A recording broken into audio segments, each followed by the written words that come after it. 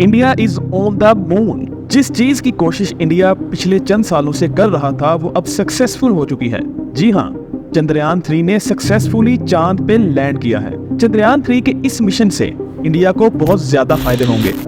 एक तो ये कि चांद पर कॉलोनीज बनाने में गाइड करेगा, और तो और इंडिया नासा को भी फ्यूचर मिशंस में हेल्प करेगा, और ये सब आने वाले दिनों में पॉसिबल होगा। मून तक पहुंचना जितना इम्पोर्टेंट था उससे भी ज्यादा इम्पोर्टेंट वहां होने वाले मिशंस हैं। इस वीडियो में सारी कहानी को शुरू से जानते हैं कि कैसे इंडिया आज यहां तक पहुंचा।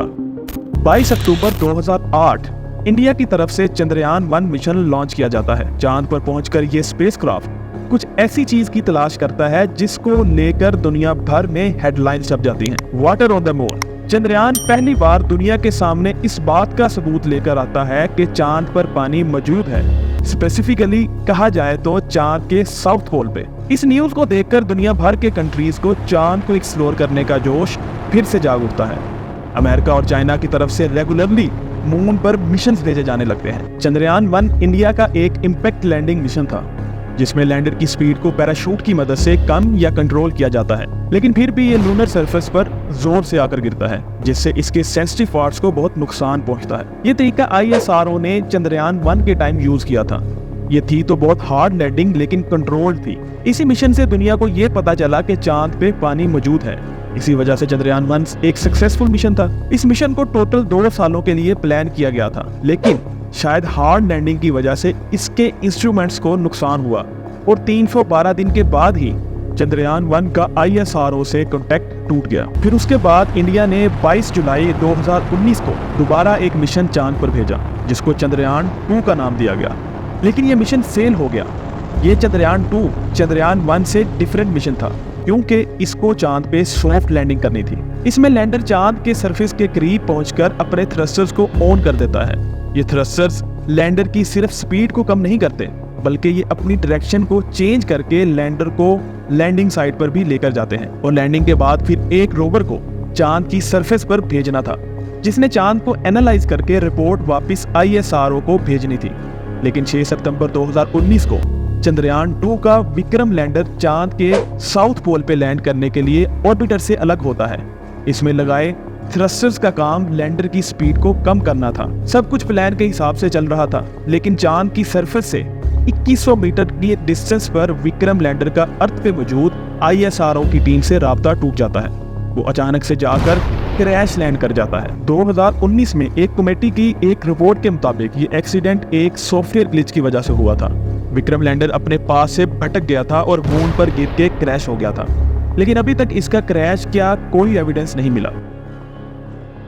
चंद्रयान 2 की क्रैश लैंडिंग के बाद 28 अगस्त 2023 को रशियन लूना 25 ने भी साउथ पोल पर लैंड करने की कोशिश की, लेकिन बदकिस्मती से उसका भी कॉन्टैक्ट टूट गया, जिसके बाद उसको क्रैश डिक्लेयर कर दिया गया। तो फिर सवाल ये उठता है कि अगर साउथ पोल पर स्पेसक्राफ्ट लैंडिंग इतनी डिफिकल्ट है, तो फिर यहाँ जाने की आखिर जरूरत ही क्या है? इसका सीधा सीधा जवाब है फ्यूचर स्पेस मिशन के लिए मुश्किलें आसान करना। किसी भी स्पेस मिशन के लिए रॉकेट को अर्थ की ग्रेविटी से निकालना बहुत बड़ा मसला होता है। एक रॉकेट के साथ बूस्टर्स लगते हैं जो एक्स्ट्रा लिफ्ट प्रोड्यूस करते हैं। इस पूरे प्रोसेस में हद से ज्यादा फ्यूल इस्तेमाल होता है। रॉकेट को लिफ्ट करने के लिए 5000 kg फ्यूल सिर्फ 1 सेकंड में जलता है। तो अंदाजा लगा लें कि जब तक रॉकेट स्पेस तक नहीं पहुंच जाता, ये कितना ज्यादा फ्यूल बर्न करता होगा। इन्हीं मुश्किलात को आसान बनाने के लिए साइंटिस्ट के पास एक सोल्यूशन मौजूद है कि क्यों ना चांद पर एक बेस बनाई जाए, क्योंकि चांद पर ग्रेविटी बहुत कम है। इसी वजह से अगर वहां से स्पेस मिशन पर जाना हो तो कम से कम फ्यूल में ये काम हो सकता है। फिर मसला ये भी है कि कम फ्यूल ही सही, लेकिन चांद पे फ्यूल आएगा कहां से? यहाँ पर अगर कोई बेस होगी तो उसकी रिक्वायरमेंट पूरी कैसे की जाएंगी? जैसा कि आपने जाना कि चांद के साउथ पोल पर वाटर आइस के जाहिर होने का खदशा जाहिर किया गया है। अगर तो ऐसा है तो फिर पानी से ऑक्सीजन और हाइड्रोजन को अलग कर दिया जाएगा, और ये दोनों गैसेस रॉकेट फ्यूल के लिए इस्तेमाल की जा सकेंगी। साथ ये पानी लूनर बेस पर पीने के काम भी लाया जा सकता है।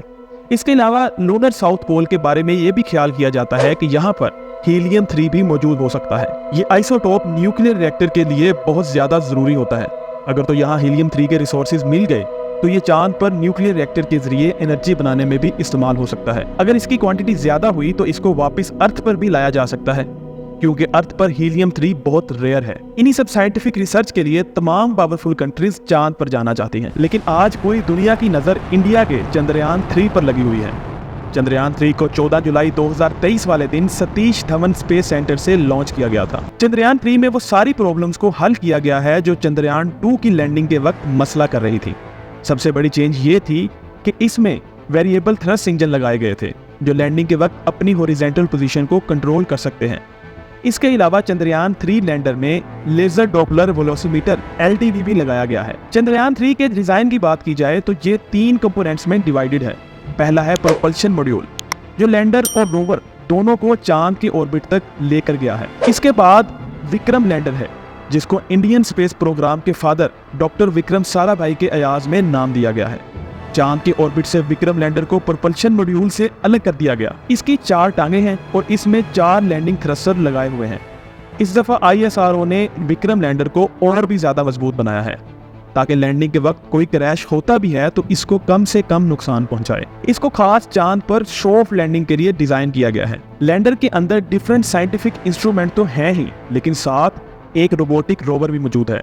26 किलो का परागयान रोवर जो तकरीबन 1 मीटर तक लंबा है, ये चांद की मुख्तलिफ लोकेशन पर जाकर ऑन साइट एक्सपेरिमेंट्स करेगा। जो सैंपल वो खुद टेस्ट नहीं कर पाएगा तो उनको वो विक्रम लैंडर तक लेकर आएगा।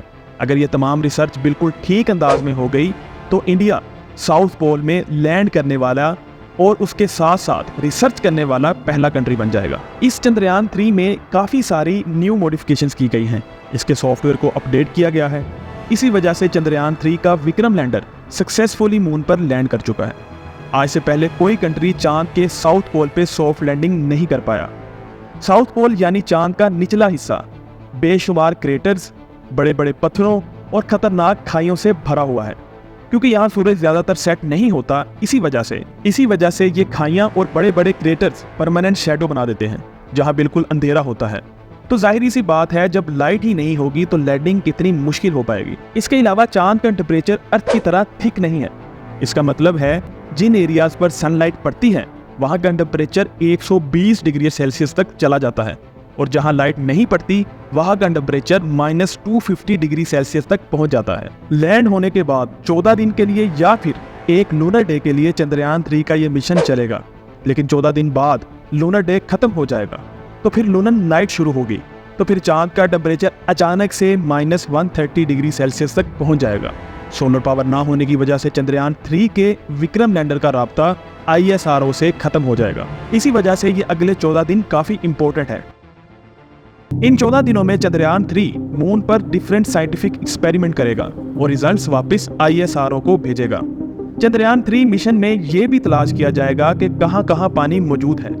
तो सवाल ये है कि जब 14 दिन खत्म हो जाएंगे तो विक्रम लैंडर के परागयान रोवर का क्या होगा, क्योंकि ये सोलर एनर्जी के जरिए ही खुद को ऑपरेट कर सकते हैं। चांद के साउथ पोल पे 14 दिन तक अर्थ लाइट पड़ती है और फिर अगले 14 दिनों तक मुकम्मल अंधेरा रहता है। इस दौरान परागयान रोवर का ISRO से कॉन्टेक्ट टूट जाएगा, लेकिन वो विक्रम लैंडर के कॉन्टेक्ट में होगा और फिर विक्रम लैंडर इंपॉर्टेंट इंफॉर्मेशन को ISRO की टीम तक पहुंचाएगा। इन 14 दिनों के अंधेरे में ये अपनी बैटरी को बचाने के लिए कोई काम नहीं करेंगे ताकि ऐसा ना हो कि पावर खत्म होने की वजह से इसका मेन कंप्यूटर बंद हो जाए। ये मिशन तब तक चलता रहेगा जब तक कोई मसला ना हो जाए और ISRO का लैंडर और रोवर के साथ कॉन्टैक्ट हमेशा के लिए टूट ना जाए। लेकिन एक बात तो कंफर्म है कि विक्रम लैंडर और परागयान रोवर वापिस अर्थ पर कभी नहीं आएंगे, क्योंकि इनमें सिर्फ इतना ही फ्यूल था जितना लैंडिंग के वक्त इस्तेमाल हुआ था। इस मिशन से साइंस को भी बहुत ज्यादा फायदा पहुंचेगा, क्योंकि अगर चांद पर पानी है या फिर कोई और न्यू एलिमेंट मिलते हैं उनको इंडिया टेस्ट करके साइंस में काफी ज्यादा आगे बढ़ सकता है। इस मिशन में ये पता चलाया जाएगा कि मून पर लाइफ पॉसिबल है कि नहीं। जितने भी साइंस एक्सपेरिमेंट्स हैं, मून की स्टडी है, वो सब इंडिया खुद कर सकेगा और ये सब स्टडी दूसरी कंट्रीज को पैसों के जरिए सेल कर सकेगा।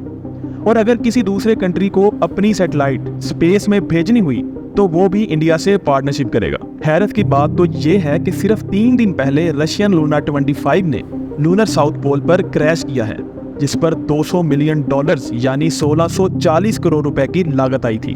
वहीं पर इंडिया के चंद्रयान 3 ने रशिया के मुकाबले पर सिर्फ 615 करोड़ रुपए में ये प्रोजेक्ट कामयाबी के साथ पूरा किया। 615 करोड़ में एक ऐसी चीज करना जो दुनिया में पहले कभी भी किसी ने भी नहीं की। क्योंकि आज से पहले मून के साउथ पोल पे लैंड करना ऑलमोस्ट इम्पॉसिबल था, लेकिन आज इंडिया ने इसको पॉसिबल कर दिया है और इससे इंडिया बहुत ज़्यादा अमीर बनेगा। और अब ISRO एक और स्पेसक्राफ्ट बिल्ड कर रहा है जिसकी मदद से एस्ट्रोनॉट्स चांद के ऑर्बिट तक पहुंच पाएंगे और जिसका नाम है गगनयान। इस मिशन को 2025 में लॉन्च किया जाएगा। उम्मीद करता हूँ आपको ये वीडियो पसंद आई होगी। अगर आपको ये वीडियो पसंद आई है तो इस वीडियो को लाइक करें, शेयर करें और कमेंट करके हमें ज़रूर बताएं कि आपको ये वीडियो कैसी लगी। और मज़ीद ऐसी वीडियोस को देखने के लिए हमारे इस चैनल को सब्सक्राइब करें और बेल आइकन को ज़रूर दबाएं ताकि आपको हर नई आने वाली वीडियो का नोटिफिकेशन टाइम से मिलता रहे।